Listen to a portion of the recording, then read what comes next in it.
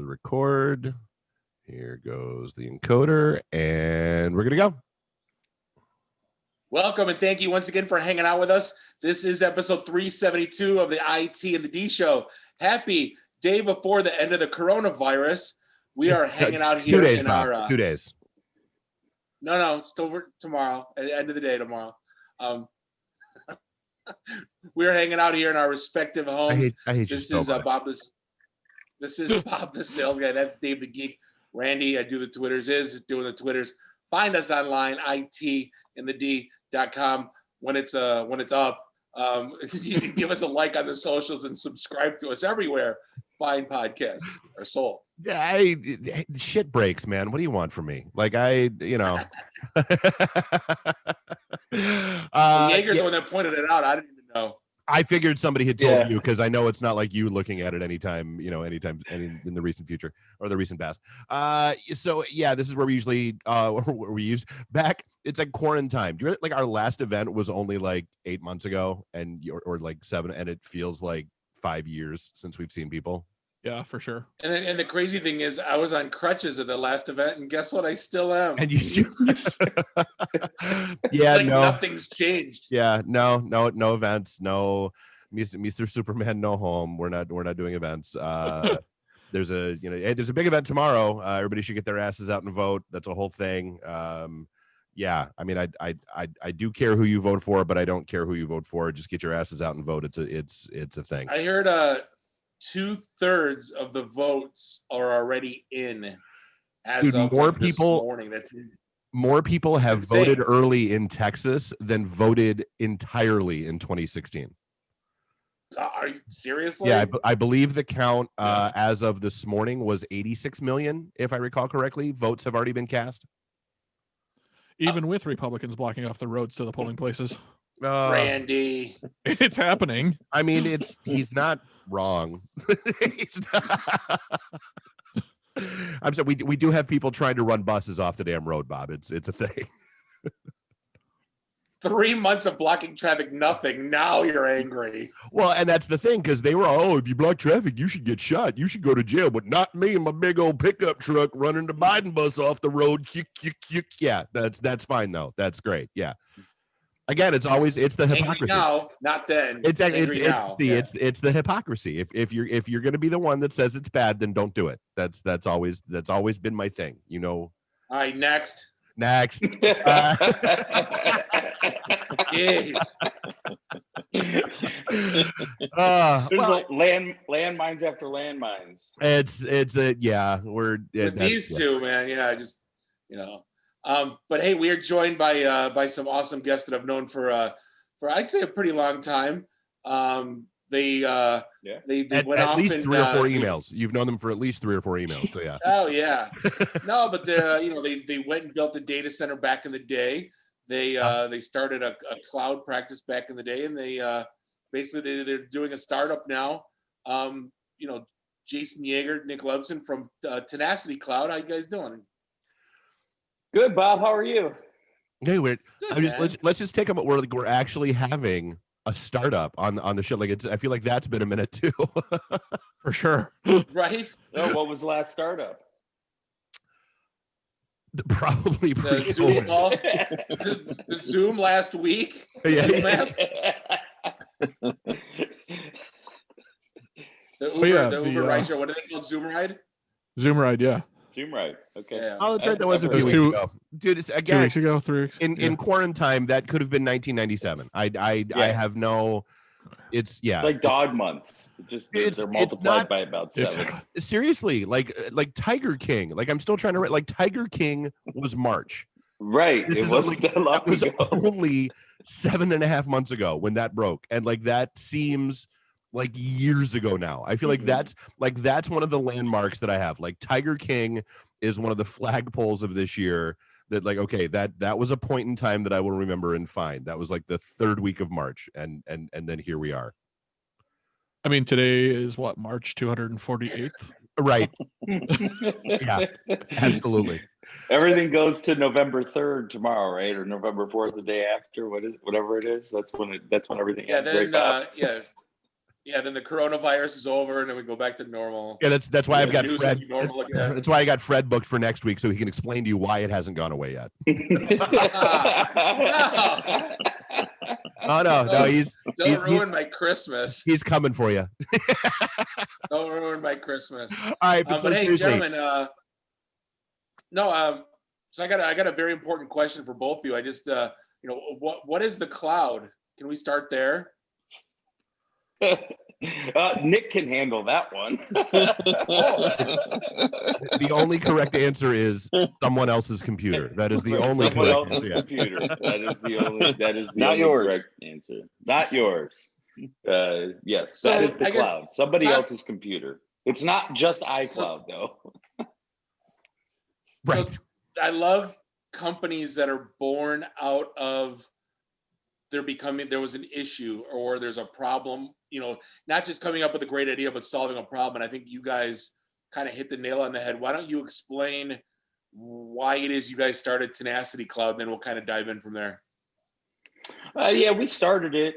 We looked at the landscape, and these are complicated problems to solve, managing public cloud infrastructure. So, and if you look out there, there's a lot of solutions for the enterprise. There's a lot of complex tools that you can use to manage public cloud infrastructure. But, we believe every company should have access to a well-architected, compliant, secured, and optimized cloud infrastructure. So we want to take this to the masses. We want to democratize it. Bob, are you okay with them saying democratize? I just want to make sure we're not making you uncomfortable. I just. Yeah. Man, I didn't realize that was going to be another landmine. Like they're going to be sprinkled in here all night long, aren't they? Like every word we say. Oh yeah, this is the time of year where we just love to dig, and we haven't actually seen each other in person in months, so this is where it comes out.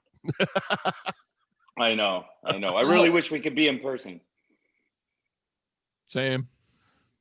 So we'll have so I guess what does that process look like? I mean, what is, what does that mean for the average user? Like what does bringing that control to them, like what does that actually look like? What does that mean? So our tool, we find and fix misconfigurations in the public cloud. We help companies manage their expenses in the public cloud. These are like three of the biggest issues that companies have when they move to public cloud infrastructure. It gives you a lot of benefits, right? So, it's infinitely scalable. You only pay for what you use. It allows companies to build infrastructure immediately and bring applications to life faster than they ever were before. But it's extremely hard to manage. It is a tool, and there's lots of tools in that toolbox. And, what we find is that most companies, 99% of all companies, have misconfigured public cloud infrastructure, which leads to data breaches. It leads to, spending more than what you should be on the public cloud infrastructure because it is so extensible. So, our tool helps them manage all of that mess. It helps them stay compliant. It helps them remediate issues, either automated or single click. And it helps companies identify waste and implement cost saving strategies in their public cloud infrastructure. So, I mean, that is a recurring theme that happens like almost every time recently that we've had a story about a breach. It comes from a misconfigured cloud setup somewhere. So, I mean, every time. Yes. I mean, I guess, why is that still such a thing? I mean, it's not like it's not like this just came out. Like, it's not like cloud is new 6 months ago. It's not like, this has been a thing that's been going on for a while now. Why was there a need for you guys to come along, to fix this problem that, probably shouldn't be there? Well, I think that you have trade-offs, right? So you're trading something that's, somebody else's computer. You're buying a piece of that, right? You're procuring lots of microservices. So as the applications get further segmented out, all of the data gets moved around to separate storage buckets. It gets built in microservices. The application gets separated from what used to be contained in a single operating system. And so you're now deploying, magnitudes of more infrastructure to support applications, which is good from a security standpoint. But the number of the things that need to be checked, need to be compliant, need to meet some sort of standard is getting larger and larger. So yeah, I think the most recent Capital One breach was an AWS S3 bucket that was left open to the public. Yep. And they probably have tens of thousands or hundreds of thousands of S3 buckets. It's not like they have one storage unit, historically where, there was one way in, one way out. They now have hundreds of thousands of these buckets. Each one of them can be configured to be publicly accessible. Right. So keeping track of that is difficult. So I guess, who's, obviously the question, because, well, this is America, who gets sued? Like whose fault is that? Like, is that the cloud vendor? Is it the client that's not taking in that either? Because let's be real, like one of the things, whether it was, we always joke, hey, the cloud is no different than shared hosting back in the day, which is no different than, shared mainframe services back in the day, that kind of stuff. It is part of that, okay, I'm giving up this control because I assume you know what you're doing. And I assume that you are setting things up properly, so like, again, I guess whose throat gets choked in that scenario? Well, the customer is always responsible for their data. Public cloud companies, have a pretty well documented responsibilities matrix. And, they promise to secure everything from a physical perspective. So you're not going to be able to break into an AWS or Microsoft Azure data center and steal a hard drive that has customers' information on it.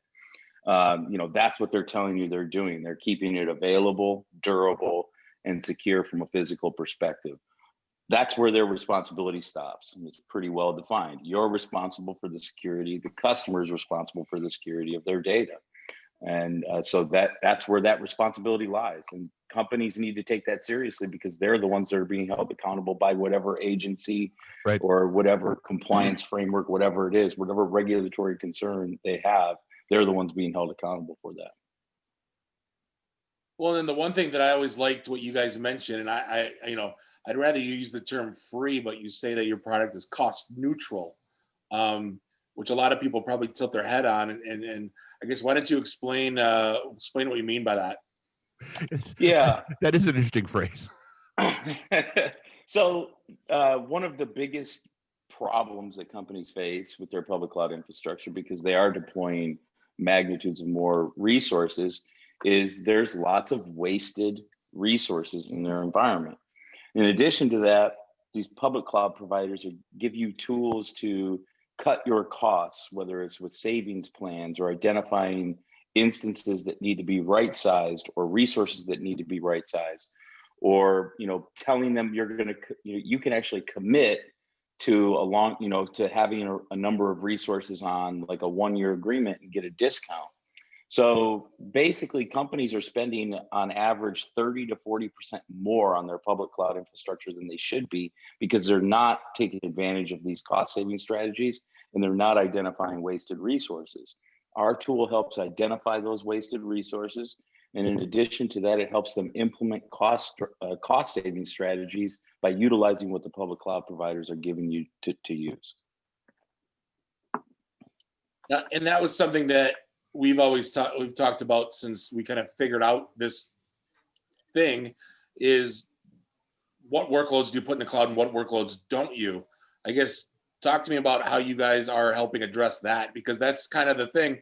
Yes, you should put your web servers up there. No, you shouldn't put your bulky database up there. Or should you? You know what I mean? I guess that, how do you guys determine what and where to put up there? At this point, there are very few things that shouldn't be moved to the cloud. Most of the data's out. It is, even though you're responsible for the security and safety of your data, it is more secure to have your data in a company like AWS or Azure or even Google Cloud. It's more secure to have your data there than it is to run it in legacy infrastructure. You're going to get better performance, most likely. You're going to have the ability to, build with tools like microservices and, all of these different, platform services that those companies offer. So there are certain cases, and you have to look at it case by case. If you have a mainframe application, it's probably not suitable for the public cloud. So there are exceptions to that rule. But at this point, if you're not seriously looking at the cloud, you're going to get left behind from a technological standpoint. If just from an agility perspective, or what? Oh, go ahead, Nick. I was just going to say, if I could add to that, one of the other benefits of Tenacity Cloud is, we have within our team 80 plus years of combined experience managing, IT infrastructures through these various transitions. I mean, we also help advise our clients on which workloads should be where. That's part of the power of Tenacity. Yeah, that was, I guess, another thing that you guys are addressing that was an issue was, and Dave brought up earlier, the security side, is kind of the checking that compliance box, because a lot of times you would, in larger organizations where security might be separate, they'll say, hey, we want to go cloud, and security team's like, yeah, I don't think so.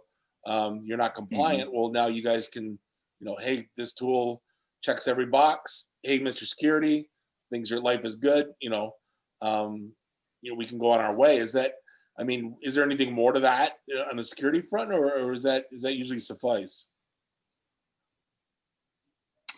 Yeah, I think, security teams can use our tool to ensure that the IT teams are building their infrastructure for compliance. We provide full reporting based on 5 different frameworks right now. We're adding them all of the time. So our tool can actually be used as somewhat of a third party or internal auditing tool for companies to ensure that their IT teams or development teams are building infrastructure to a compliant specification. Now, for those that think this thing's like ridiculously expensive, it's quite the contrary. You guys want to tip your hats a bit on what you got under the hood, or are you guys gonna leave that to call and find out? Well, I'm just saying they make a pretty big claim here that they make demos fun. I mean, that's just like an IT in the D podcast. I was just saying that's a pretty big claim. Yeah. They're shipping out the Detroit City Distillery booze beforehand, and then they turn the. Hey, that works. Well, we built our platform to be fast, affordable, and simple. So, we think that, a lot of the tools out there are complex. They're geared towards the enterprise, or there's many tools that you can use and mash them all together and try to make sense of this stuff. And so, our tenet is to bring this to the masses, to democratize it, to step on another landmine. And so, we have multiple pricing options. It kind of depends on size and complexity of the environment and what type of services that you want us to provide with it. But it's, in most cases, it's cost neutral. We're going to find 30 to 40% savings immediately on a monthly basis. And we find that well over 90% of the time that covers the cost of the tool. Which is kind of awesome. It's just figuring out now under what circumstances would you not be a fit? It's always good to know that, you can't say I'm good for everybody. Where do you not fit?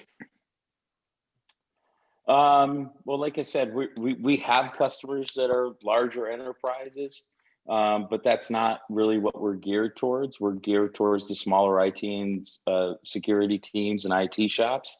So, mid-market type places. But, from a perspective of compliance, we don't have, outside of that vertical, we don't have customers that aren't a fit for our platform. I was going to make a joke, but I'm totally leaving it. You should just make a joke. No, I didn't have one that was funny. That was the problem. I wanted to. That was his.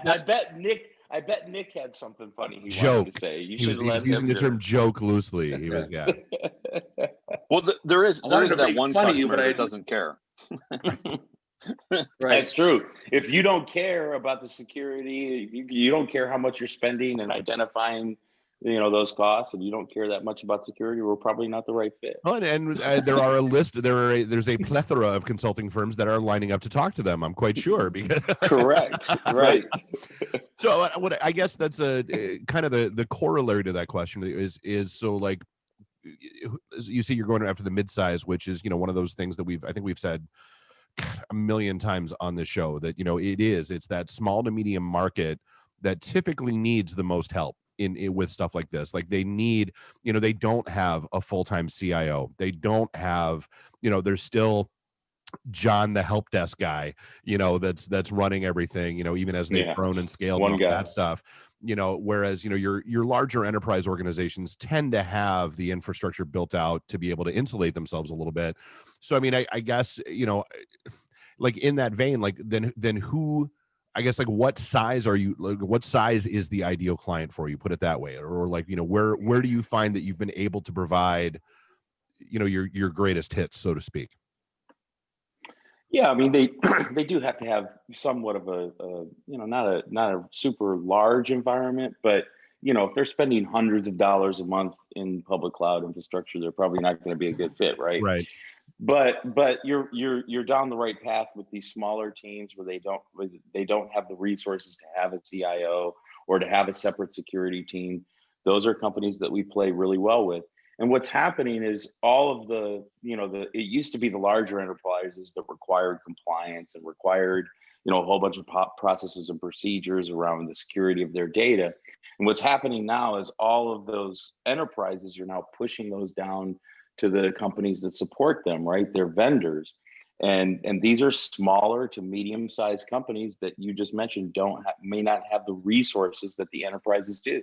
But now they're being held to the same compliance standards and security standards as the larger enterprises just by the nature of doing business with them. So we help them keep and maintain those customers. Now, I've always had a difficult conversation when, and I've come up with I've had answers for it, but, who knows if I'm right or not, but like, probably not. You have a multi-cloud strategy right now with Azure, AWS, Google Cloud. You can go on, on-prem, colo, right? And everyone always says it depends on the workload. And then you go to try to figure out, well, which ones are for which cloud and workload down where, I guess, who comes up? I mean, you guys probably have a better answer than I do on that, but like, what's your thoughts on all of that in terms of what do you like to put where? That's what she said. Sorry. Why have I hidden my bell? What's wrong with me? We haven't done that in a while. I mean, listen, AWS is the most mature player in the space, but I think it's probably a little bit of like Ford, Chevy, and Ford, GM, and Chrysler. It's like, it's probably, there isn't, if you're heavy Windows, there's lots of data out there that says even Windows workloads run just as well, if not better, in AWS. So that's not necessarily the reason to stick with Azure versus AWS. But you're not going to have a problem if you choose any one of them, right? So, but AWS is the largest and most mature. They created the space. They started in 2004, so they have the most services. They have the most maturity in their platform. So that would probably be the one that we would lean towards. That's got to be one of the silliest, by the way, most successful mistakes, like in the history of the technology business. We bought too much shit. Let's sell it to some of our friends. Well, they were building. They exceeded. Wasn't that the story of New Jack City? Like, wasn't that? But they exceeded like Dell and HP's ability to provide them enough compute power, so they decided to start building their own infrastructure to support Amazon.com, and they just kind of said, well, if we need this, probably other people do too. And so now it provides, it's like, I don't know, I can't remember, but it's 20% of their revenue, but like 70% of their profit is what AWS provides them. It's something large like that.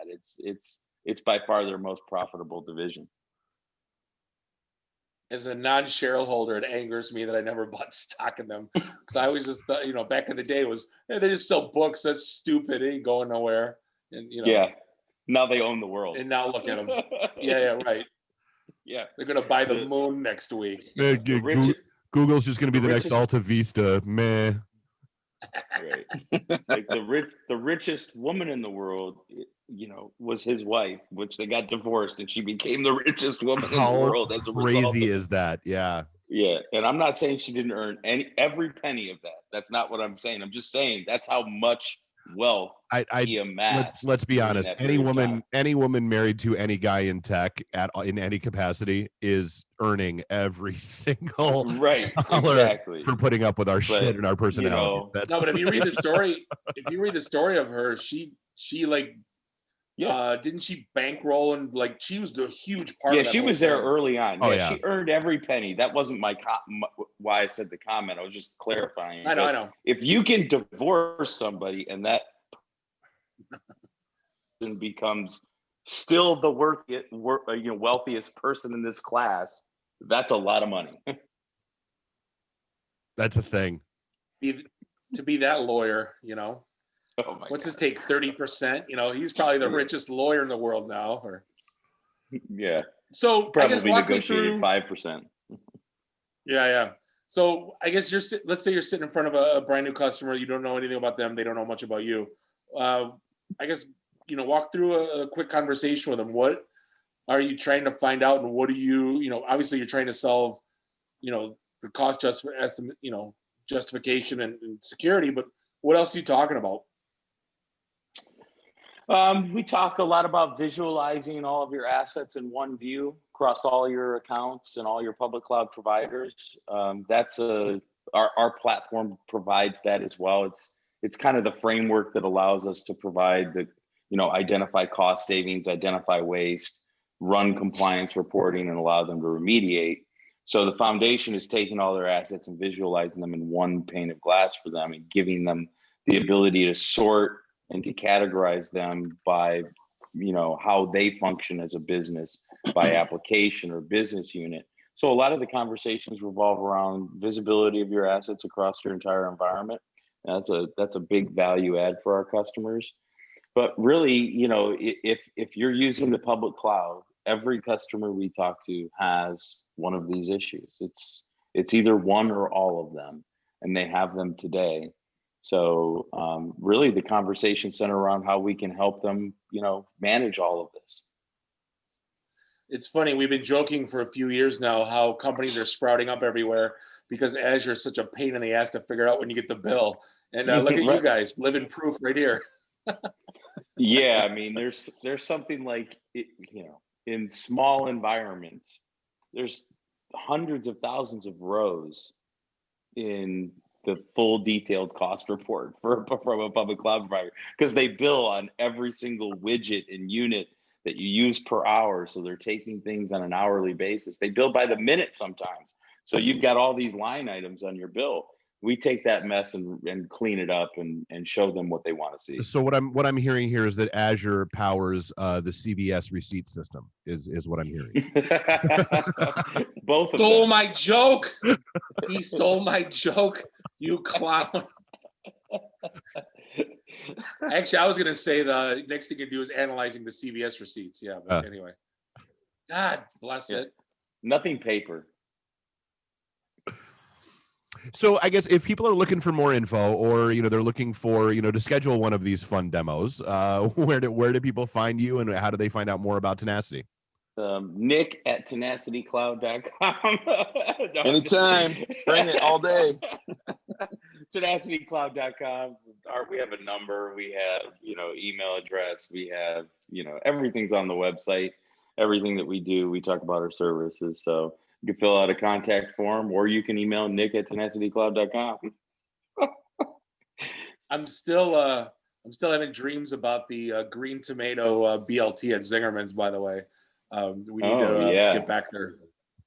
Yeah, anytime, man. BLT's that's like I have BLT's like 2-3 times a week. It's like one of my favorite sandwiches, especially in the summer. See, I'm either BLTs or clubs. That's typically my go-to.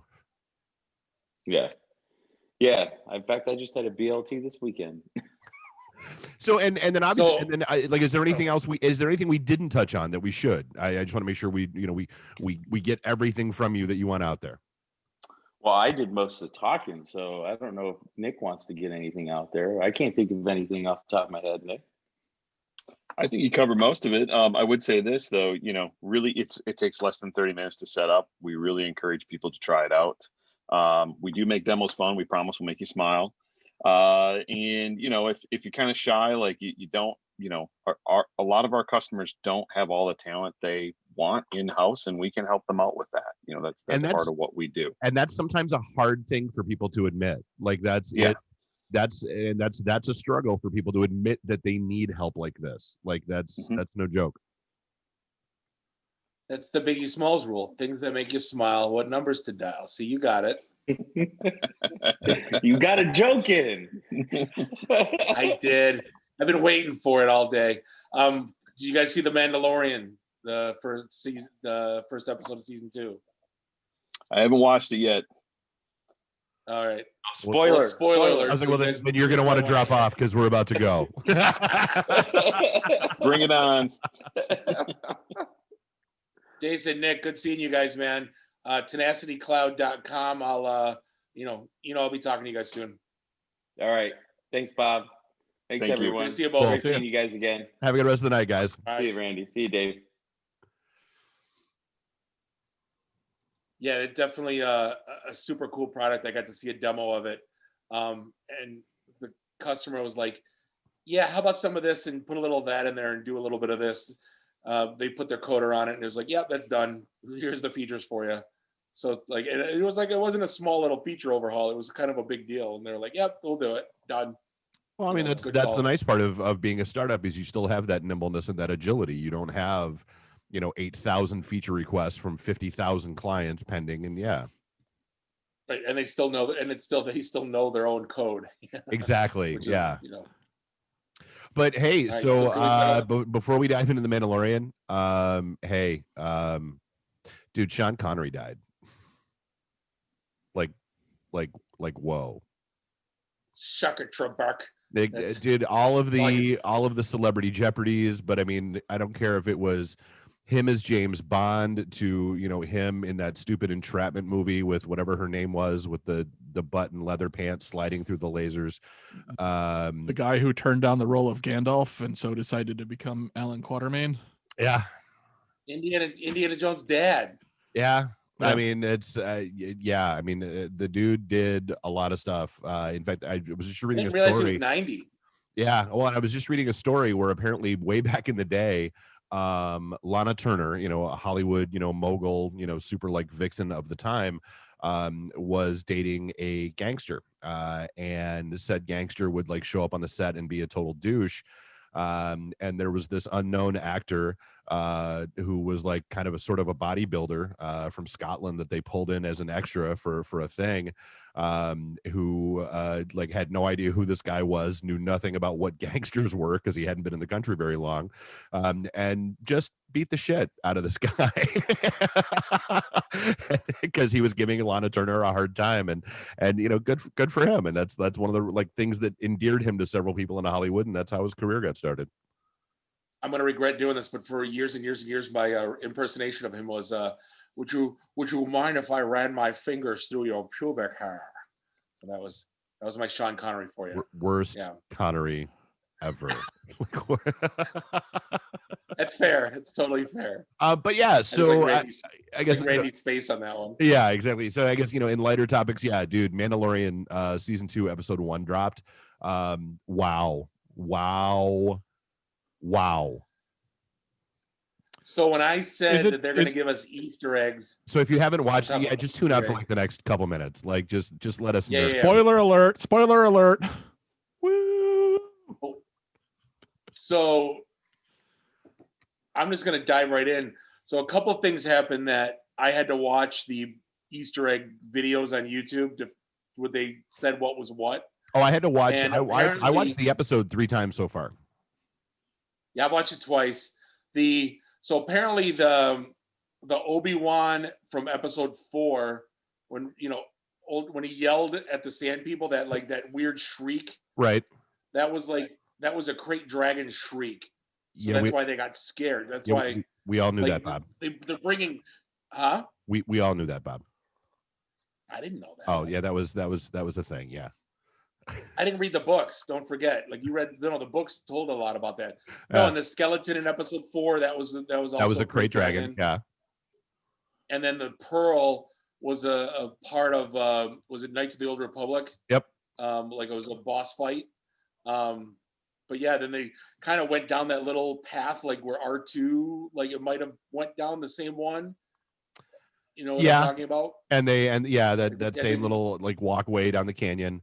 They brought R5D4, back again. Yep. With the fixed motivator. Yeah, with the fixed motivator. There were a lot of, obviously it was kind of cool to see the Gamorrean guards, that we haven't really seen too much, in the fight scene. But obviously the biggest thing, at least the biggest thing early on, was Boba Fett's armor making an appearance. And it was very clear that it was Boba Fett's armor making the appearance. Had the little, the sight thing up and the whole nine. I mean, it was very, very clear that was Boba Fett. Well, his armor at least. But the funny thing is, how long before you knew it was Timothy Oliphant? Until he took the helmet off. Oh, see, as soon as he said 2 words, and I knew exactly who it was. I knew, so that's the way he pronounced. I knew the voice, but I didn't know from where until he took the helmet off. Yeah. But like I knew it wasn't Boba Fett in the beginning because it was like so skinny. Yeah. Like, that was Well, I mean, but then again, I mean, if half digested by a Sarlacc, yet it's been how many years? But no, you knew it wasn't Boba Fett. Well, number one, because it wasn't the complete armor. It was just certain, bits and pieces of it, and you would assume that, a Mandalorian wouldn't let it have gotten to that point. Well, he didn't have the Kenneth Cole 3/4 boots either. Nice. But yeah, I mean, the other thing, one of the cool things that I watched on a YouTube video was, I thought humanizing the Sand People was kind of a cool thing, and apparently they hired a deaf actor to invent the sign language. They did, which was super cool. So that whole thing was basically invented and created for that episode. Which is great because it'd be interesting to see if it comes back. And you've got to assume that there's going to be probably at least one more episode back on Tatooine, just based on the last 3 seconds of the episode, where there's Boba Fett, sans armor. Well, there's arguments it might be Rex too, because obviously he could be anyone. Nope, he'd be far too old. Rex as a clone with the accelerated aging and all that stuff would be much, much older than that character at that point. They're talking about him playing multiple. Rex would be alive at that point. You've seen the thing at the end of Jedi where there's that guy with the white beard, and they're like, "Is that Rex?" Like, there's a lot of there's just talk of him being multiple characters in this. But I mean, I would assume that that's a foregone conclusion that that's Boba Fett. I mean, the look and everything else. I mean, it was, I would, they almost made it painfully obvious that it was, which I guess could be a throwaway, a misdirection or a head fake, whatever. Pretty sure that's going to wind up being Boba Fett. Well, right now it's the good, bad, and the ugly, right? You got Moff Gideon, Mandalorian, and Boba Fett, right? Boba Fett, yeah. What's old is new again, right? Well, and it's I mean, let's be real. This is sort of that. I mean, stuff like that is sort of the attaboy fan service that people were looking for from the sequels that they didn't necessarily get, which led to a lot of the butthurt fanboydom. So stuff like this is making, the nerd, the OG Star Wars nerds like us fanboy out all over again. It almost makes you angry that Favreau and Filoni didn't do the second sequel or the second trilogy. See, honestly, dude, I'm still good with the trilogy as it was. I mean, I'm still in they were what they needed to be camp. Like, that's, yeah. But these guys are like going through the books. They're going through video games. They're, you know what I mean. I guess they're doing everything in their human power not to go down like Ryan Johnson. I mean, yeah, absolutely a thing. You got anything else on that one before we move? I just wanted to say that it doesn't really feel like, aside from, you know, like the character and the set stuff, it doesn't feel like Star Wars to me. Like the names and the props and everything are Star Wars, but like the story, how the story progressed and how the story unfolded just didn't feel like Star Wars, which isn't necessarily a bad thing. See, and to me, it feels a lot like these episodes to me, or in particular this episode to me, felt a lot like there were a series of books that came out that were like, you know, Tales from the Mos Eisley Cantina, Tales from the Empire, that kind of stuff, that were these little offshoot side stories of, you know, what, you know, Dengar and what IG-88 did, like when they weren't hanging out being bounty hunters, and what the Max Rebo band did when they weren't on stage at the cantina, that kind of stuff. And this kind of felt like that sort of story to me. And I'm okay with it, because like I think that's to me, that's almost the beauty of The Mandalorian, is that it is going places outside of quote unquote stereotypical Star Wars. Like it is, like it's not sticking with, you know, it's not the Skywalker storyline. It's not, you know, that stuff that's just been, you know, beaten into the ground at this point. It's original stories. The much smaller like scale and scope too, I think helps with that. It's not like Save the Galaxy. Following Darth Vader golfing. That's what this is. So hey, one of the stories we missed last week, which I can't believe we didn't talk about, is all of the DMCA crackdowns that are going on between Facebook, Instagram, and now Twitch, where a lot of people had moved to Twitch after the Facebook, before and after the Instagram crackdowns. And now Twitch is hitting a lot of people, and has been hitting people with DMCAs and taking down their content and that kind of stuff, because they're getting hit, you know, by lawyers and that kind of stuff. And a lot of people are kind of up in arms about it. And I don't know what to tell people. Like if you're broadcasting copyright protected content, you're going to get nailed at this point. Like the bots are too good. The scanners that they have out there are going to catch shit. And these platform providers are they're absolutely going to overreact in an effort to keep from getting sued, and they will rip your content down and worry about letting you figure out what was wrong later. Yeah. If you want to listen to music while you're gaming, go for it, but don't put it through your headphones, and don't put it through the stream. Yeah, but I mean, why would you be upset about that? Like, you should know at this point in the game that it's not good.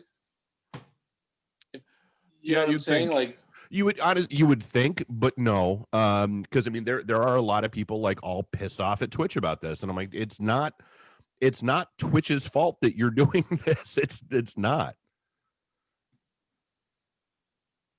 Yeah, and that's, you know, and you think about it too. These guys are making. I'm surprised that the games. I guess the games, it's a promotional tool for them, but like how much money some of these kids are making off these damn games.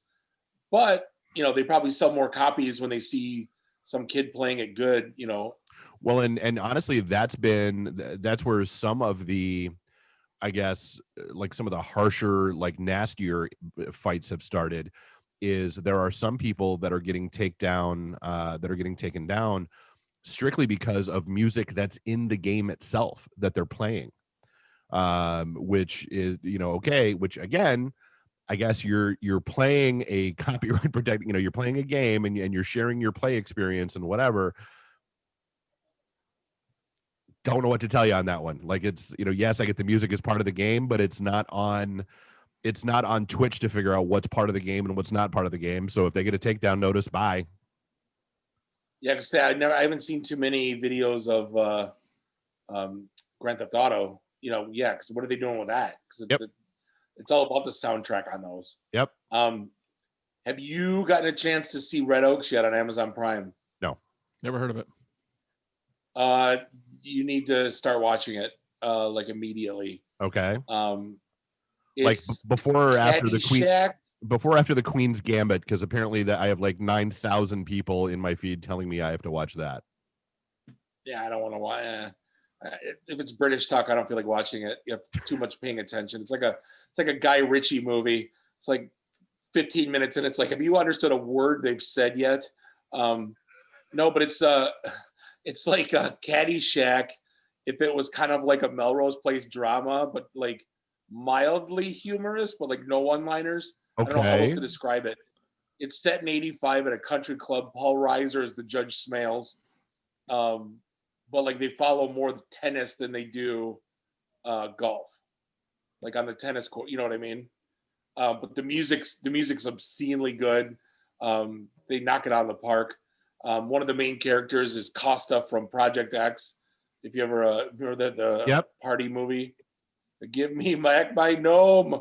But no, it's a phenomenal. It's really easy to follow. It's super good. Like it's a little bit romantic stories, a little bit funny, a little bit drama, but it's set up like in an '85 country club. The costuming and the characters and the casting is phenomenal. The hair and all that, and the cheesy mustaches, and it's perfect. So, Red Oaks. Interesting. So, I guess in that, since you mentioned Melrose Place, I guess that's a pseudo segue into yet another remake that's coming out. Saved by the Bell is getting redone. Well, it's a continuation because it has the characters. Oh yeah, because the OG cast is there. And I now don't they're know the how I feel about teachers. that. It's like Top Gun again.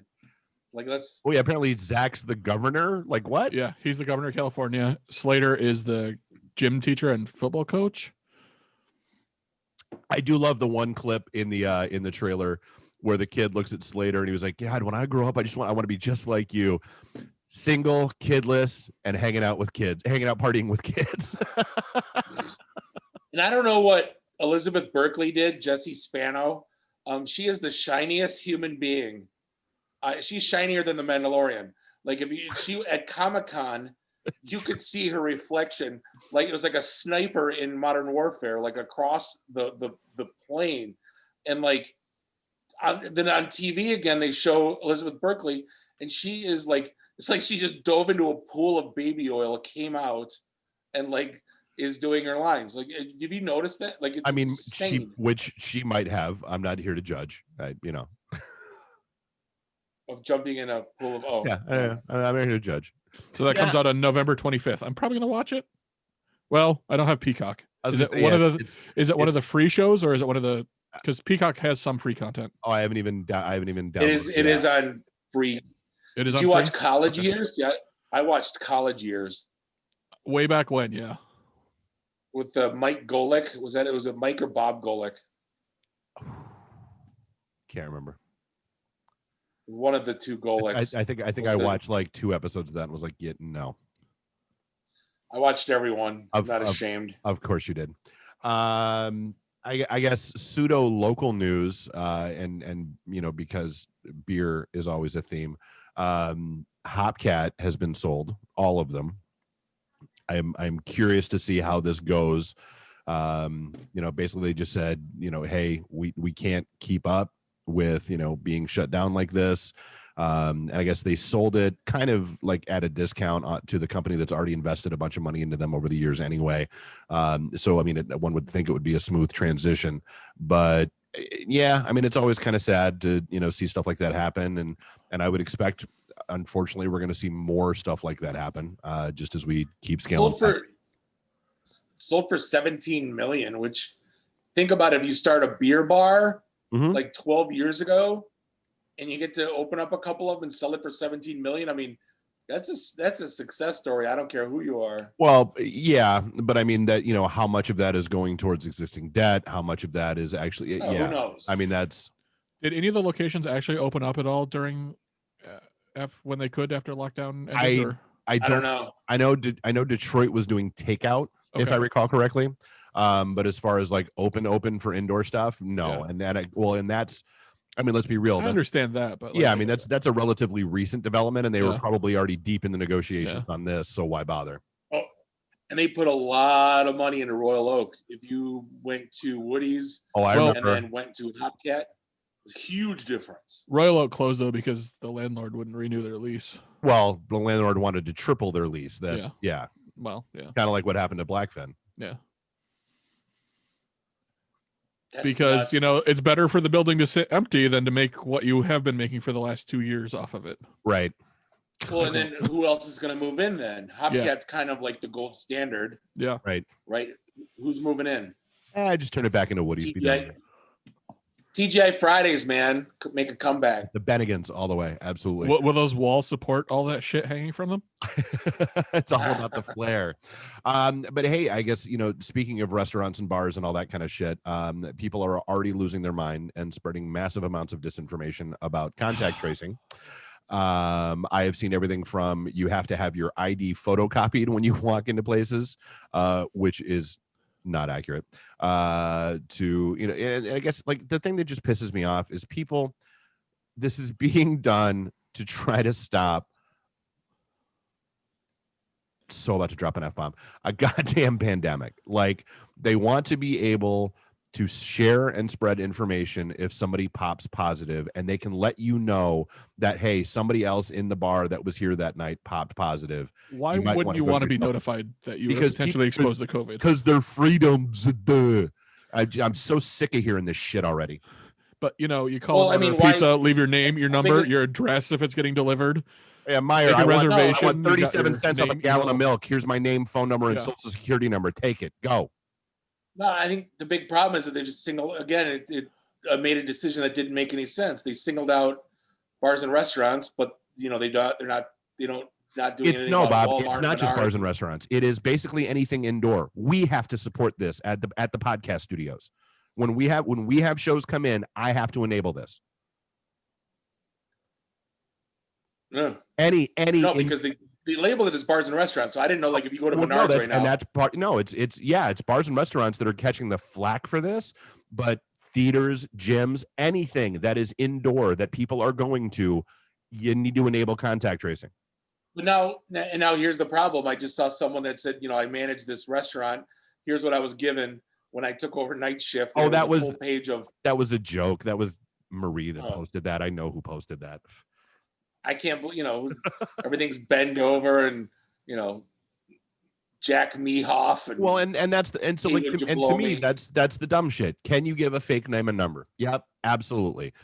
Does that do anyone any good whatsoever? No. And this has been my biggest bitch about all of this shit, and why we keep rolling back, and why we keep having these issues, and why things keep getting worse is because we live in a goddamn country where people are so damn entitled and more worried about me effing me than they are for taking 2 seconds to think of the greater collective good. I mean, that's why the whole mask thing was an issue, because it's not about saving your life. It's about saving other people's lives. This is about making sure that like we can actually stop a pandemic and make shit happen, and people are still bitching about it. Meh. We love you when you're mad. Just kidding. Dude, like it is like the dude, like, let's be honest. Nobody wants, well, okay, the owners of the places do. Like, nobody wants to be able to go back to the days of walking into Temple Bar and 100 people on the dance floor and 30 people at the bar and hugs all around and shots, and everybody's like leaning on each other and breathing on each other, and like those were great fun times. Wouldn't we like to get back to that? We can't get back to that because people won't do simple goddamn things that don't directly impact their own lives. Like that's yeah.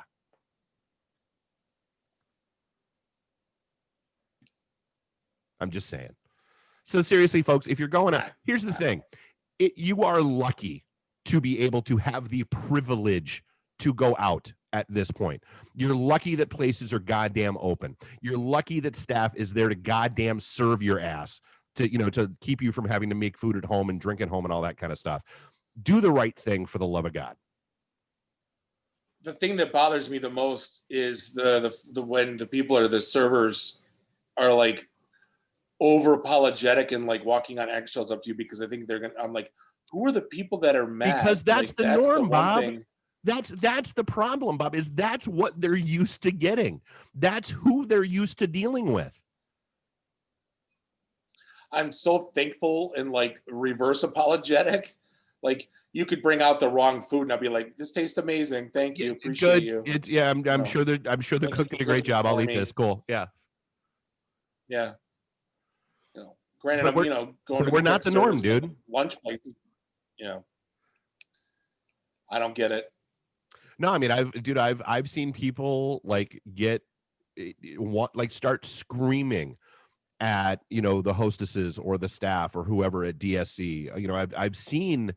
I've seen that actually happen. And I mean, it's ludicrous to me. Like, I don't get it.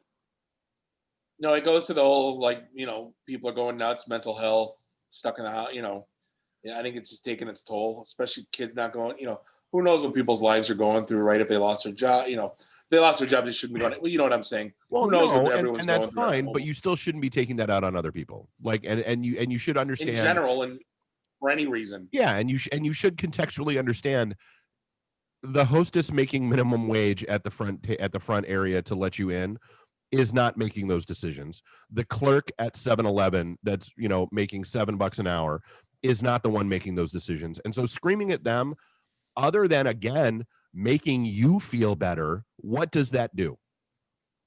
I watch, you know what it made for now? Good content, because I watch the Karens and the Wild videos on YouTube, and they are absolutely gold. Oh my God, is that a thing? Yes, I know that it's amazing. I might have to go look. Oh yeah, it used to be Karen meme, I believe, and it got taken down because too many people pitched, and now it shifted to Karens in the Wild. See, that's the thing with when you take something down the internet, you're just going to regrow somewhere else. But yeah, it's gold. Speaking of which, have you ever bought like Comcast or Amazon or anything? Have you ever when you rent a movie for like $5, $6, and it gives you an option to own? Have you ever owned it? Yeah, I have several digital purchases. A few, not very many, and only because just because I knew that was something John was going to want to watch over and over and over again within a couple days, and so it wasn't worth re-renting when he wanted to. So did you see what Amazon Prime came out with? Well, basically, this isn't new. It's part of their terms of service. Well, is it the same as what iTunes was, where you don't actually own the musical copy? You own the ability to license for personal use. Yeah, you own the use because let's and there's a very logical reason for that. Like, okay, great, I quote unquote own it on Amazon Prime. If for whatever reason they lose the ability to stream that movie, if they, we all know shows disappear off Netflix and Hulu and everywhere else all the time.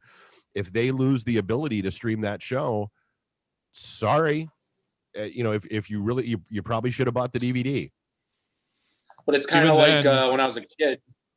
Even physically owning the disc doesn't mean you actually own the disc. It's still just a performance license that you have to view it. Well, yeah, okay, but you can't just turn off a DVD. Like, you can't restrict my access. Like, you can't restrict an access to a stream.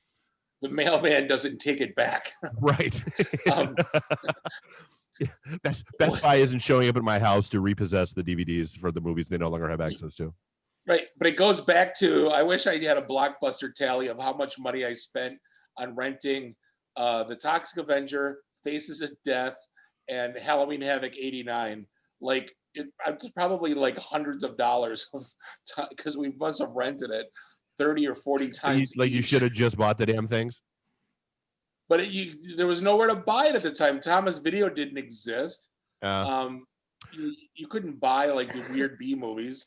Well, no, and honestly, the truly bizarre thing about this lawsuit, and even Amazon's lawyers pointed it out, is the lawsuit was filed by a lady who has never lost access to anything. Apparently, she just finally got around to reading the terms and conditions, and oh, by the way, has continued to purchase things to own off of Amazon since filing the lawsuit. So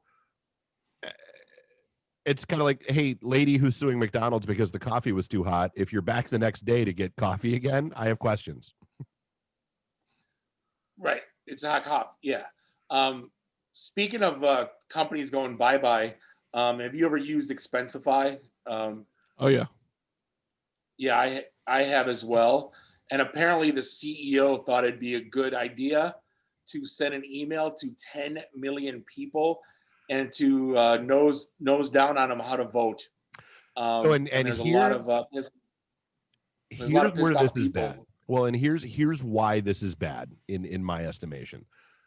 I am perfectly okay with a company to their customers espousing their values. I don't care. Like I don't care if, you know, this guy wants to put on their website that, you know, he's supporting, you know, Biden and this is what it and this is why and all that kind of fun stuff. The issue that I have with this is that this email went out to people who don't even necessarily know that they are a quote unquote customer of Expensify, because it's some, you know, the company they work for is a customer of Expensify, and it is that company that is paying that license. And so now if I'm that company, I'm like, okay, so you just snagged all of my employees' emails that are in that system technically for our use and our tracking purposes and our record keeping purposes, and went ahead and essentially spammed all of them with this. You know, that's where this goes bad. Well, here's the thing. Like we talked about this, the Keith Olbermann principles, right? Like if you as a company want to cut your customer base in half, then I guess good luck to you, right? Happy trails. You know that's the one thing. You know, most sales guys I know will not ever talk politics because it's in their best interest to not do it. Right. Just because you don't want to, you know, if you want to cut your customer base in half, I mean, I can't afford to do that. I don't know too many people who can. And for this guy to do that, it just seems, I don't know, just, you know, I can understand why he'd be angry. I understand most of every argument that anyone can have. Yeah. But just to, you know, use that, if he wants to come out in a tweet and say, hey, you know, this is what we think, cool. Or just well, say like I cool. said, I mean, it's the fact that it was an email to his customers and customers, employees, and that kind of stuff. That's where I have a huge issue with it. Good idea, bad execution. Yeah. Right, but even just sending an email, even if you sent it to your 500 enterprise customers to told people how to vote, like it's just bad tact. It's just garbage. I don't know. Oh yeah, I mean, let's be, yeah. I mean, the sending an email like that in general, probably not the smartest move. I mean, on the one hand, I will give him the kudos and the credit for being willing to sacrifice, you know, potentially half of his business because of his principles and sure shareholders don't appreciate it though. You know what I mean? Like it's you know, and dude, but isn't that part of the problem with today's world is that people are too worried about what the goddamn shareholders think and not about what, you know, the actual principles of the company are. I mean, it's public company 101, man. You know that. That. No, I'm just saying, you know, but isn't that part of, you know, isn't that part of the issue is that companies, you know, how many times have we bitched about, you know, companies don't have a soul. They don't, you know, they only operate on a spreadsheet, not based on emotion or lot, you know, it's, you know, like I said, I mean, on that front, I'll give him credit for being willing to be that bold. Most companies have a soul until they go public. That's the thing. Well, and yeah, I mean, that's reality. It's a thing. Right. There's, you know, the guy that's, you know, the guy or girl that starts it has passion, you know, puts their just their life on the line for it. Then they make a ton of money, then they go public, and then and then everything's a spreadsheet. You know what I mean? Anyway. You know, like I said, I get it. You know, I can, like I said, I see the bad, I see the good. It's, yeah. I don't think it's smart to have done it. Like, let's make no mistake, but I can understand it. We've bounced up against Netflix a couple times now, and I guess their pricing is about to shift for some of their plans. Not all of them, because like the unlimited whatever thing that I have, I didn't see in that list. Yeah, so premium, which is 4K content up to 4 simultaneous streams, goes from $16 to $18. Standard, which is, you know, regular 1080p with 2 simultaneous streams, goes up $1 from $13 to $14. And then the basic, where you get standard definition video and just 1 stream at a time, will stay $9. You know, I got a beef right now. I haven't done a good rant in a long time, but you know why their prices are high? You know why their prices are going up? Because they spend $80 million making Bright. I didn't think it was a horrible movie. It wasn't worth $80 million. Take a guess. Take a guess how much Adam Sandler has made off of Netflix so far contractually. Oh, mother of God. I don't even want to know. He's on his third $240 million contract. What? He made 4 movies for $240 million, signed another one. He's 2 movies in on it, and then he's in for another one. And here's the worst part. That one, there's the Jennifer Aniston movie with Taylor Decker or whatever the hell her name is. Like, are they getting $240 million out of his shit? Like, are they really?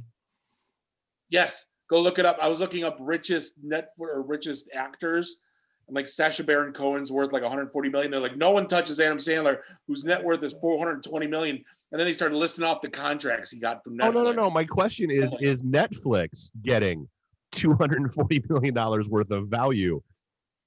83 million households watched his last movie. Okay. So, I mean, at this point, I think you could watch The Garbage Show on Netflix. Have you seen like what's number one sometimes? It's like they're putting out like Hallmark movie trash, and people are like, all right, there's nothing else on, so like, eat it up, eat it up. I'm sorry, so you said 83 million people. Households. So 80, so let's assume $12.99 plan. Okay. So there's $1 billion, but that's divided up across, let's even just saying, the 30 days, because people watch it. Okay, so that's $35 million. So that just like, are people running to Netflix to subscribe? Like, are their subscription numbers jumping because of this? Are there is there really an ROI? I mean, somebody clearly thinks so, or Adam Sandler has phenomenal blackmail photos of them. or they need original content, and he's got stupid movie ideas, and people watch his shit. You know what I mean? I'm not gonna lie. I discovered Hulu has like gone retro 70s TV shows on me. Like, they've got all of like Taxi, Three's Company is on there. A lot of the old like 70s shows that, and early 80s shows that we grew up with have made their way to Hulu that I'm kind of digging. No, it's a comfort thing, man. There's a reason why McDonald's sells so many hamburgers. It's not because they're good. It's because it's comfortable, and it's it. You know what I mean? Yeah, it's Starbucks. Consistent, and a burnt cup of Starbucks coffee is a burnt cup of Starbucks coffee is a burnt cup of Starbucks coffee. And you watch Adam Sandler Halloween movie, and you're like, whippity doo, and right, the same one-liners, same cameos. I remember he made me laugh. I remember. Yeah, I can do it. Oh my God. Yeah. I'm a little disappointed that this is going to be the first election in quite some time that we will not have a South Park episode immediately drop to skewer everything that goes on. That was always one of the things that I was infinitely fascinated by, was how quickly they got that done. Are you sure? I mean, dude, I would assume something would have leaked by now if they had something. Like, you would think something would have leaked if they had an episode dropping on Wednesday. Oh, by the way, are you watching SNL lately? The absolutely YouTube clips. Oh, dude, Jim Carrey Biden is knocking it out of the park. Oh, dude, the whole Edgar Allan Poe Nevermore thing I thought was hilarious. Like, I thought they did I missed that one. It's the most recent one. I thought they did a phenomenal job with it. So, and that's the thing. Like, so to like, I'm watching on Hulu when it's on the next day, and I'm watching the cold open, and then I'm watching whoever's opening it, and then I'm watching Weekend Update, because Weekend Update has gotten hilarious again. And I may, like, if I see something, like somebody mentions like a clip was funny, I'll sit and watch that. But like, that's usually my SNL experience, as I burn through that. And then, yeah. What's your take on this? Go ahead. No, go ahead, Randy. I was going to say, speaking of watching next day on Hulu, everybody finish Archer? Mm-hmm. There were some interesting things in the last episode. A lot of great one-liners, but a lot of phenomenal one-liners. I am going to be so angry if he is still in a damn coma. Yeah. I will, and I couldn't figure out if that's where they were going, or if it's It's like trauma, his yeah. brain was shutting down because he was in the cold water and yada yada, and that was the thing. Didn't it happen before he went in the water, though? But it also happened before he got in the water when everybody turned into the Space 1999 crew. Yeah, I was a little bummed that it was only 8 episodes, but then it's one of those things where like, hey, I'm thrilled that they even got 8 episodes done. Yeah. And over the course of all this shit, especially, I think we might have actually even talked about this on here at one point where the voiceover actors could not get into the studios, and so they basically sent trucks. They sent like vans to their houses with gear that they would leave on their porch. The actors would come get it from their porch and then go sit like in their bathroom closet and have like an iPad and a mic so that they could like two-way communicate with the guys in the van doing the voiceover work. And that's, I think a lot of people have said, a lot of people that I've noticed on like the Facebook pages and that sort of stuff have been commenting on how different they sound this year. And I think that's the reality of it, is you're hearing them not being in the studio. Yeah. Plus they announced that there will be a season 12. So yes, that's exciting. Did you read the thing about the hackers infiltrating the Wisconsin, the Republican? Yeah, they got what? Basically got all the checks. A little over 2 million. Yeah, they basically got all the checks routed to them through a phishing attack. Oops. I know, right? It's like 2 million, but you don't realize how much money's going in all this crap, and that's just for Wisconsin. And, dude, I was watching. I've been watching The Circus on Showtime. If you haven't watched that, that is a great show. Half-hour episodes, basically following and tracking this whole campaign chaos. And one of the things they were talking about on this latest episode last night is in the single race in South Carolina, the Democratic candidate has raised $100 million just to buy TV spots and shit for whatever. Let me make sure I get this right. South Carolina Senate race. So it is basically it's the person who is going up against Lindsey Graham. And the best part was like even the candidate, the guy that's running against him was like, look, I get it. This has nothing to do with me. This is F-U Lindsey Graham money. Dude, how old is Lindsey Graham, for crying out loud? Well, and that's the thing. Like, so Lindsey was on, and they even showed the clips.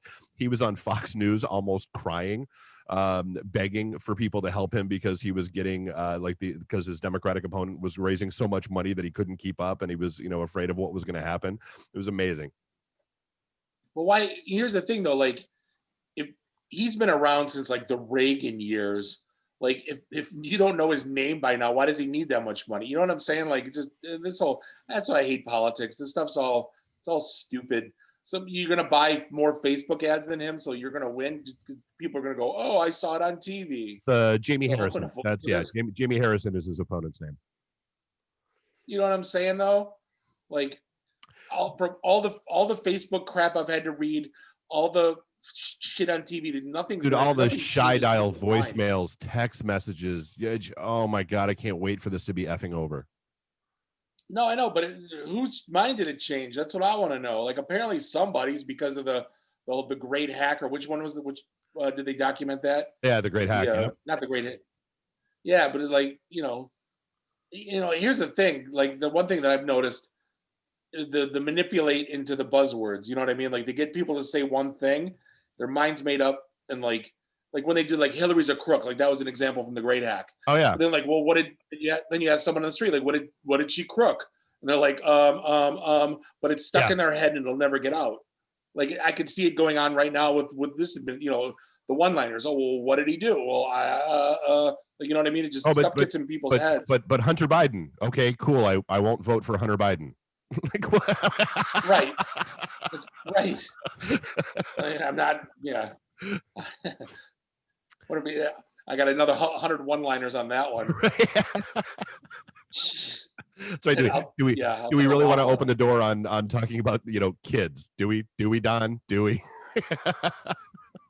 That's the thing. Like I thought, yeah. Then this one's fair game, but they're not fair game. That's the thing. Like everyone, I don't care which side of the aisle you're on.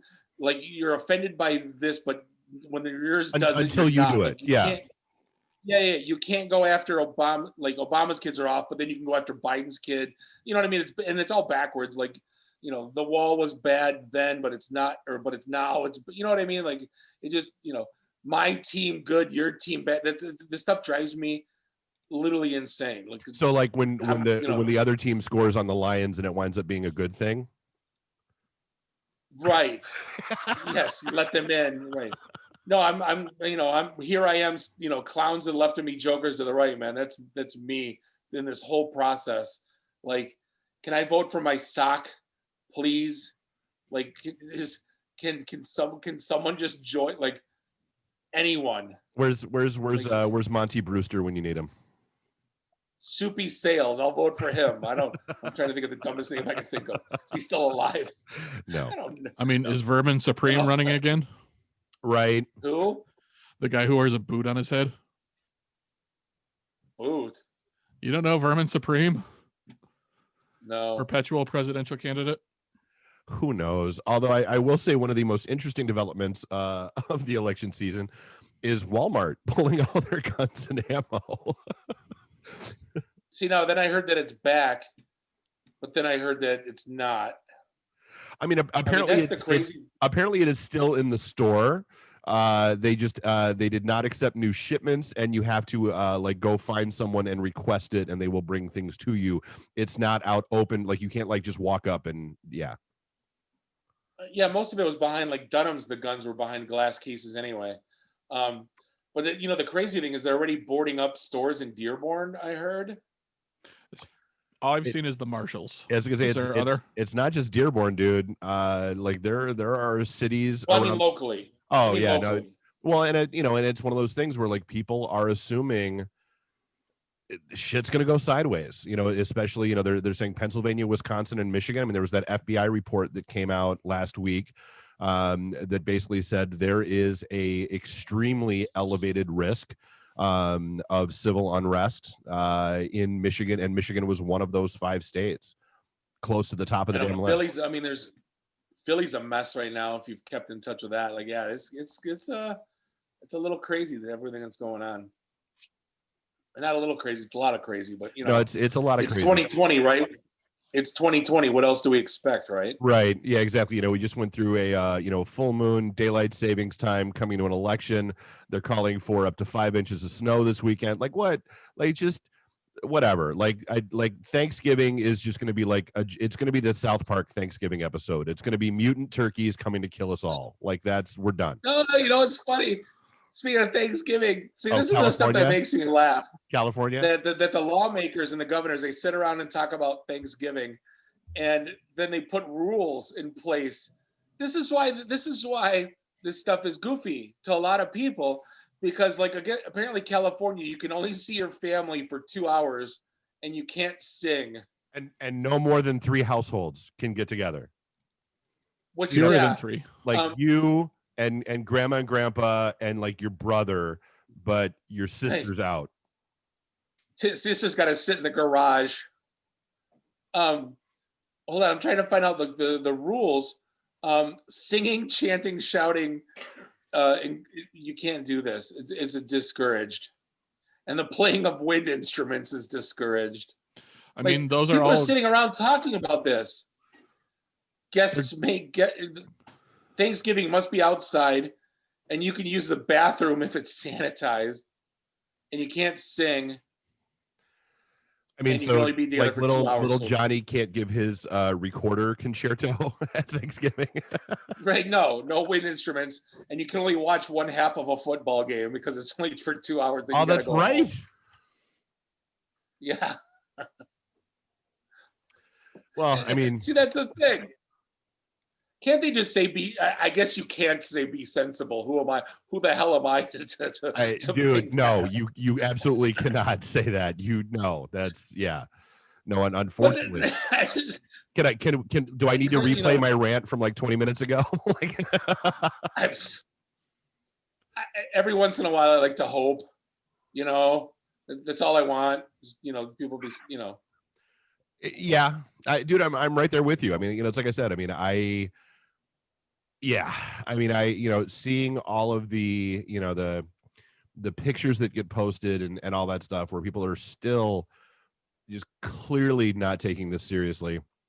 And I think it was actually Eric Thomas had a great post, and he was like, look, anybody that I have ever seen, like, posting photos at the bar and hanging out all over people, you don't get to post any, okay, pray for us because grandma has COVID posts. Like you don't get to make that post because it's probably you that gave it to grandma because you were out being an idiot. He's not wrong. Yeah. And that's the thing, man. Like, I've gone out to lunch and stuff, but I haven't gone out to dinner since this whole thing started. I mean, it's like, yeah, you know what? I hit whiskey in the jar maybe once every 2 weeks. It is always sitting on the back porch. It is the same 6 people that are always there. We are always sitting like way apart from each other, hanging out. And yeah, I mean, it's nice, safe. Like I haven't even gone back to Temple. And I just saw, I think Old Miami shut down again. Yeah. Old Miami's closed. Lost River is not opening for the rest of this year and probably not until at least late next year. It's weird because some places are opening, like Kit Kat opened up yesterday. I just saw posts and like, all right, well, I mean, I know, right? I feel like if you've ever been in Kit Kat, you might be immune to COVID. Like that's the well, look up their Facebook page. Like they had a Halloween party and there's like 6 people in the place. So it's like they're dude, Mikey from Shillelagh was like, oh my God, I'm so slammed, and like did a video of the bar. There was literally not a single person in Shillelagh on Halloween night. Like that's crazy to me. Well, that's what something changed or something happened because I went to lunch at Como's. They've been real good because they got that patio and I like going there because of that. But it was freezing that day, so we sat inside. And I'm like, all right, just they know what to do as far as where to put us. There was 2 other people in there besides me and the person I was with. Like during lunch, like to me that just, I don't. Not that I don't get it, but I'm like something's changing, or I don't know, because it usually it was packed back in the summertime and the patio was packed. I think Randy, we went. Yeah. You couldn't get a seat. Or it was spaced out, but you know what I mean? You couldn't, it was full. But like now it's like, yeah. And honestly, I do. I think part of it is, I think some of it is people are starting to wake up a little bit and are starting to realize that this is no joke. I think some of it is a lot of people have lost their effing jobs and don't have the money to be going out and doing stuff anymore. I mean, there's a lot of factors that go into that, I'm sure. Oh yeah. And then, having and it's not the cheapest place in town either. You know what I mean? Yeah. That's the thing though. Like, it's funny. We were talking about drive-throughs. Like, have you noticed like how long the lines are at drive-throughs? It seems like Halloween night, Tony and I went to McDonald's in Hazel Park, and we were in the drive-through for over an hour. At a McDonald's? Yeah. See, I can see it for like a. Well, and some of that could, dude, like even the Wendy's that's by my house, and I think part of it is, and I've never asked them why this is, but they're only like taking one car through the process at a time. Like, so it's you place your order and then okay, cool, go ahead and pull your car up, but only after that last car. Like, there's never been a car in front of me when I pull up to the window ever. And I don't know if like they're wiping down. I never saw that with anywhere. I don't know if they're like wiping down the counters and all that stuff in between cars, which, hey, good for them if they are. But yeah. Yeah, no, yeah, because I usually go to Tim Hortons. Like they just run them through, like But yeah, that's it for me. Hey, but no matter what happens, we will have Oreos. I think that's a really important thing to note. That apparently Nabisco has built a vault in Norway that they have stored Oreos. I had to read this. I had to read this 3 times to see if it wasn't Babylon Bee. I thought it was an onion thing too. But they have stored Oreos and the recipe for Oreos in this vault. So if things truly go sideways, hit up Norway, grab some milk, and you'll have some Oreos to snack on. That's no matter what. Hydrox are still better, and the original. I was like, they're the original. Blasphemy. See, now, have you had an Oreo lately? Yeah, I think got so. some upstairs. Yeah. Oh yeah, those pass the SpaghettiOs test. I haven't had one in 10, 15 years, and they're freaking delicious. See, my issue with Oreos is who decided. Like, I need again. Let's go into the boardroom conversation in the flow chart. Who decided that they needed like carrot cake Oreos? And like, okay, like peanut butter Oreos. Shelf space, dude. Peanut butter Oreos, phenomenal. Do we need carrot cake, or do we need coconut Oreos? Do we need? It's all about shelf space. Like, I don't think you realize like the army battle that goes on and the money that's involved. Dude, I had a conversation with somebody that like, did they sell their company for like $50 million? And they said, what do? They buy end caps at Kroger and then sell them to companies. Like, that's a business. Like, you don't really, trust me, that was my face too, dude. Wow. There's company, like I remember, when I sold beer, and then I started learning about like what's involved in getting shelf space. It's like, it's a science, and like it's salesmanship, and like, you got an end cap for Bud and Bud Light this weekend. Like, that cost someone a lot of money to get that. Oh, I'm sure. And then the only other one I got that I'm kind of curious to see how it plays out is apparently researchers have developed an algorithm that can detect a signature in a COVID cough that is not detectable by human ears.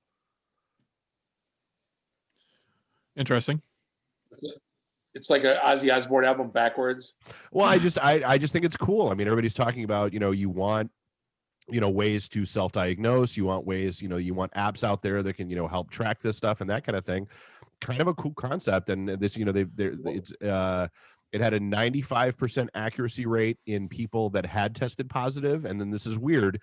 It had a 100% accuracy rate for people who had not yet tested positive. What's the trigger? Is it like, what's the difference between that and an allergy? I don't know. Apparently I guess that's why. That's why they're researchers and we aren't, Bob. Is this something they can do on a smartphone? Like, are the microphones sensitive? That's what they said. Microphones are sensitive enough? Yep. Okay. Yeah. Because if the microphone built into your smartphone is sensitive enough to determine, that's great. But if you need like special, $4,000. No, they said that's the next step is working, trying to integrate it into an app and getting it out there, which is nice. Super. Yeah. But yeah, so that's what I got. Yeah, likewise. We're gonna, I guess, wrap things up for episode 372 of the IT and the D Show. I'd like to thank Jason Yeager, Nick Lubson from Tenacity Cloud. Always a good chat. Definitely check them out. This is a super. And if I told you, I'll tell you offline how much they charges. Like, it's insane. Like, you're gonna be shocked. Like, I hope these guys do real well. But yeah, on behalf of Bob, Dave, and Randy, do us all a favor: drink up your drinks, get your phone numbers. You don't gotta go home. You just gotta get the hell out of here. See you next week. Drive careful. Beat it. All right. See you guys.